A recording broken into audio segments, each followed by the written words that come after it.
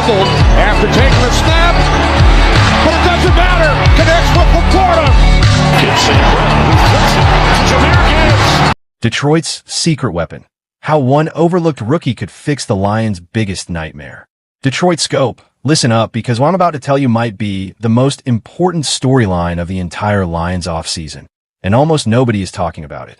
While everybody's been obsessing over Aidan Hutchinson's health, or Jared Goff's contract, or whatever soap opera is unfolding at wide receiver, there's a quiet revolution brewing in the trenches. A guy the Lions took a chance on in the first round last year. A guy who spent his rookie season mostly getting overlooked, buried in a crowded rotation, doing dirty work nobody noticed, is suddenly being whispered about as the missing piece.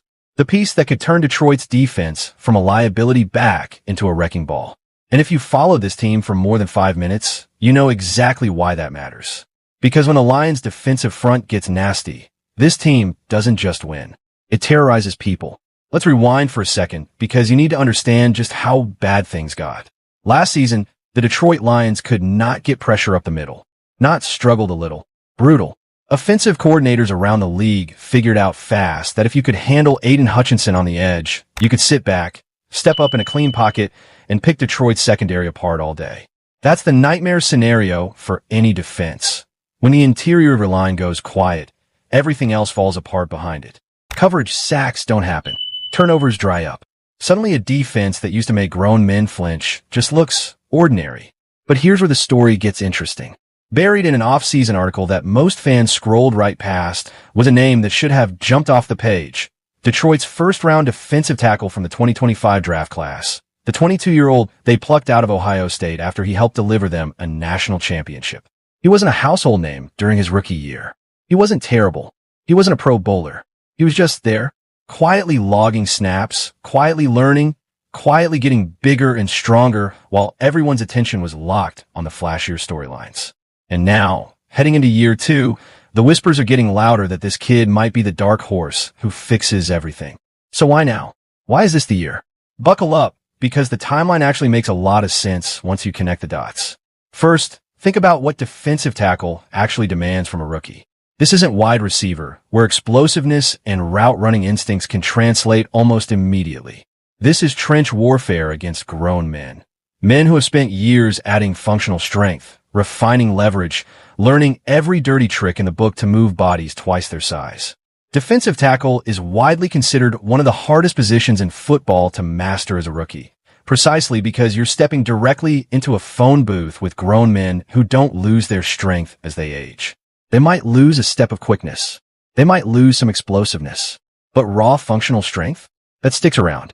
Which means a 22-year-old walking into the league at that position isn't just adjusting to speed. He's adjusting to physicality that his body hasn't fully caught up to yet. That's exactly the pattern Detroit watched play out with Aidan McNeil a few years back. Wasn't spectacular as a rookie. Flashes here and there. Then boom. Year 2, year 3, he exploded into one of the most disruptive interior defenders in the league. Someone who forced opposing coordinators to scheme entire game plans around him. The hope in Allen Park right now is that their new guy follows the exact same trajectory. And here's the thing that should make Lions fans genuinely excited. This isn't wishful thinking pulled out of thin air. This kid has reportedly said, in his own words, that he's playing faster now than he ever did as a rookie, that the mental fog of year 1 has lifted and the game finally feels like it's slowing down for him. That's the exact kind of quote that precedes a breakout. And Detroit needs that breakout more than ever, because the roster changes this offseason have practically forced his hand. The Lions lost real, meaningful contributors from their defensive tackle rotation this offseason. Guys who were quietly holding the middle together. That means the depth chart thinned out fast, and suddenly there's a gaping opportunity sitting right there for the taking. This isn't a situation where the kid has to fight his way up a crowded ladder anymore. The ladder got a lot shorter.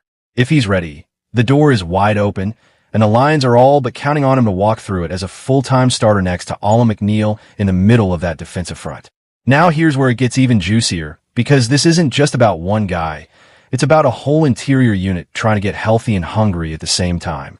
Aidan McNeil, the same guy who took that exact same second-year leap years ago, is finally putting his ACL nightmare behind him. And when I say nightmare, I mean it. The man tore his ACL late in a season where he looked like an absolute wrecking ball, signed a massive extension worth up to $97 million, and then had to watch his return season get completely hijacked by a knee that just wasn't all the way back. He played through it. He gutted out 10 games. But by his own admission, something wasn't there. The juice, the burst, the violence at the point of attack. Physically available, but not fully unlocked. Now, more than a full calendar year removed from that injury, McNeil says it's night and day. He feels like himself again. And when a guy who once helped anchor one of the most disruptive interior tandems in football tells you he's finally back to full strength, you pay attention. The Lions were sitting at 4 wins and 1 loss when it happened. Most fans probably braced for a collapse. Instead, this team ripped off a stretch that turned into one of the most electric runs in franchise history. Because even without an elite pass rusher on the edge, they were still getting pressure up the middle. That interior push changes everything. It doesn't just get to the quarterback. It collapses the pocket, it disrupts the run game, it forces bad decisions, and it sets up exactly the kind of turnovers that flip games. And that's the blueprint. You don't need to be some sophisticated, exotic scheme to be great defensively. You need to stop the run and get just enough takeaways to tilt the turnover battle in your favor. That's it. That's been the secret sauce all along. Now, before you get too carried away thinking the defense is a finished product, let's talk about where the real question marks still live, because even the most optimistic Lions insiders admit there are a couple of spots that need to round into form. Cornerback depth is the one that keeps coming up. Detroit wants 4 corners capable of playing at a legitimately good level heading into the season. And right now, that 4th spot is still very much up for grabs. There's a former high pick who simply needs to prove he can stay on the field and produce. There's a younger corner who might be better than people are giving him credit for. And then there's a name flying way under the radar that insiders keep pointing to as a sneaky trump card. A guy who deserves way more buzz than he's currently getting. If even one of those names steps up in a real way, that 4th corner spot stops being a question mark and starts being a strength. The other lingering concern sits at that 3rd linebacker spot, but here's the twist. It might not matter as much as you'd think, because the whisper coming out of Allen Park is that this defense is going to lean heavily into nickel packages this season. You can't play 3 linebackers and 3 cornerbacks at the same time. It's one or the other. And if Detroit is committing to more sub-package football, more speed on the field, more coverage versatility, then that traditional 3rd linebacker spot becomes less of a make or break need and more of a depth luxury. Translation: outside of that one nitpicky spot, there isn't a glaring hole in this starting defense. That's a stunning sentence to be able to say about a unit that looked so shaky just 1 season ago. Now let's talk roster entry, because every offseason has that one name that makes fans do a double take. The wait, they might get cut storyline. An article floated the idea that Detroit could be eyeing a surprise, cut it tight, end. A player the Lions specifically traded for not that long ago. On the surface, that sounds shocking.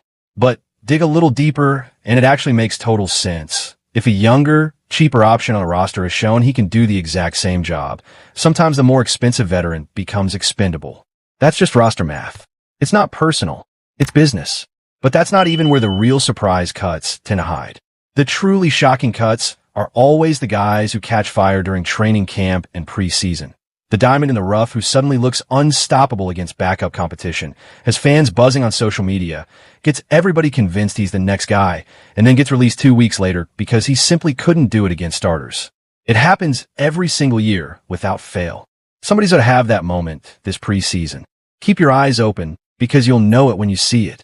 And speaking of preseason, Detroit scope, this year's exhibition slate might actually matter more than usual. Here's why. The Lions reportedly aren't running joint practices with another team this summer. That's a big deal because joint practices are usually where starters get live reps against outside competition without the game officially counting. No joint practices means if the coaching staff wants their frontline players to get real, live bullet snaps before week 1, those reps almost have to come in actual preseason games. And this team has a real incentive to do exactly that because their offense has come out of the gates painfully slow in each of the last several seasons, even with a top-tier offensive mind-calling plays. So don't be shocked if you see starters logging more preseason snaps than usual this year, working through a handful of live drives instead of disappearing after one series. It's going to make the preseason slate genuinely more watchable than the usual. Who cares? These guys won't make the roster anyway, viewing experience. So what does that leave us? A defense that was historically bad at generating interior pressure last season, now has a legitimate case to be scary good up front. A former first-round pick nobody was talking about is quietly positioning himself to be one of the best stories of training camp. A former Pro Bowl caliber tackle says he's finally truly healthy again. And a coaching staff that's clearly signaling they're done tiptoeing. They want their guys getting live game reps before the real games start counting. Put all of that together, and you've got a defense with a real shot at reclaiming its old identity. Stop the run, get just enough turnovers, and let the front four do the rest of the talking.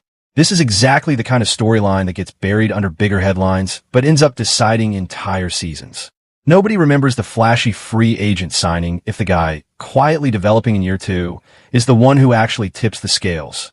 Keep this name in the back of your mind, Detroit Scope, because if this defense takes the leap everybody in Allen Park seems to believe is coming, you're going to want to say you saw it developing before the rest of the football world caught on. All right, that's what we're watching heading into training camp. If you think this defense is about to be legitimately terrifying again, smash that like button and let me know down in the comments who you think is the real breakout name on this Lions defense this year. Drop your predictions, argue with each other, tell me I'm wrong. I love reading every single one of them. And if you haven't already, hit that subscribe button and turn on notifications because Detroit Scope is going to be all over training camp, preseason games, and every single roster twist as this Lions season takes shape. Trust me, you don't want to miss what's coming next.